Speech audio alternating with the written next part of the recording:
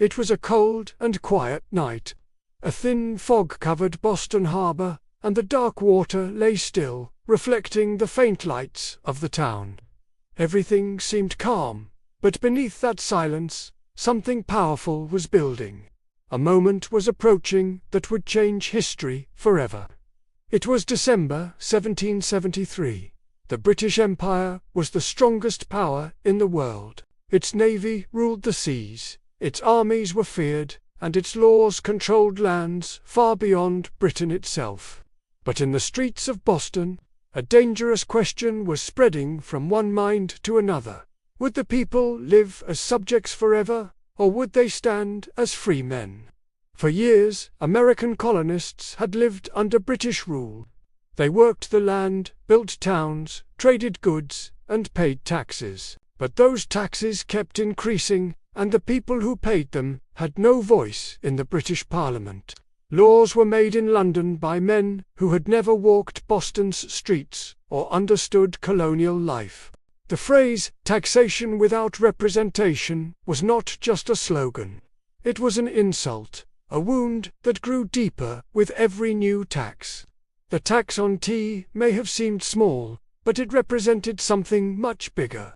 It was about control, dignity, and the right to decide one's own future. Men like Samuel Adams, John Hancock, and Paul Revere were becoming leaders of resistance. They were not soldiers or kings. They were merchants, writers, and ordinary citizens who believed that freedom was worth the risk. Meetings were held in secret. Conversations were whispered in taverns and homes. The anger was real, but so was the fear. 3 British ships sat quietly in Boston Harbor. Their names were Dartmouth, Eleanor, and Beaver. Each ship carried large amounts of tea, owned by the British East India Company. The British government wanted that tea unloaded and sold. If the tea was sold, the tax would be accepted, and British authority would be confirmed. The governor of Massachusetts refused to allow the ships to leave without unloading the tea. Time was running out. If nothing was done, the tea would soon be forced into the market, and the people would lose their stand. On December 16th, thousands gathered at the Old South Meeting House. The building was packed. Faces showed anger, worry, and determination. Candles lit the room as people waited for news. Outside, the night grew colder. Samuel Adams stood before the crowd. His voice was calm but firm. He explained that every peaceful and legal option had failed. The governor would not listen. The ships would not leave. The choice was clear. At the end of the meeting, Adams spoke words that sounded ordinary, but everyone understood their meaning. He said that this meeting could do nothing more. That was the signal. As people slowly left the hall, a smaller group moved quietly in another direction. They changed their clothes and disguised themselves as Native Americans, many resembling the Mohawk tribe. This disguise was meant to hide their identities, but it also carried a message. They were no longer acting as British subjects. They were acting as people of this land. The cold wind cut through their clothes as they walked toward the harbor. Their hearts were pounding. If they were caught, they could face prison or worse. Still, no one turned back. They reached the first ship, the Dartmouth. The harbor was quiet, and the guards were confused but did not stop them. One by one, the men climbed aboard. The wooden deck creaked under their boots. For a brief moment, everything was still. Then someone spoke softly. This was the moment. They broke open the wooden chests. Inside was tea, packed tightly, worth a fortune. The smell filled the air. Without hesitation, they lifted the first chest and threw it into the water. It hit the surface with a loud splash. Then another chest, and another.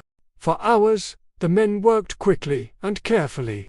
Chest after chest was opened and emptied into the harbor. In total, 342 chests of tea were destroyed. The water turned dark, covered with floating leaves. By the end of the night, not a single chest of tea remained on any of the ships. What made the act even more powerful was the discipline. Nothing else was damaged. No personal property was touched. Even broken locks were replaced. This was not chaos or theft. It was a clear and focused act of defiance. As the men disappeared into the night, Boston Harbor lay silent again. But nothing would ever be the same. By morning, the news spread quickly. People stood by the water, staring in disbelief.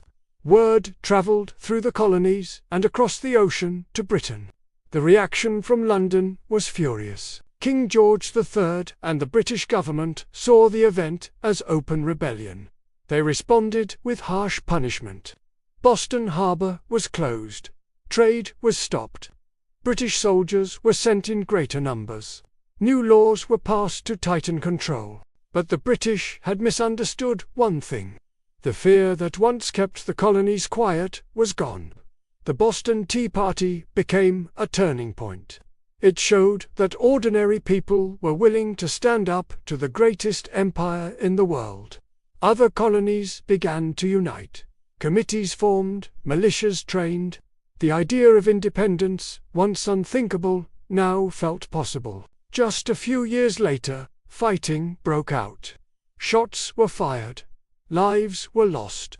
And in 1776, the Declaration of Independence was written, changing the course of history forever. The Boston Tea Party was not an accident. It was not a random act of anger. It was a carefully chosen moment, driven by belief and courage. It proved that power does not always come from armies or kings. Sometimes it comes from people who refuse to stay silent. That night in Boston Harbor reminds us that freedom has a cost. It demands courage, unity, and sacrifice.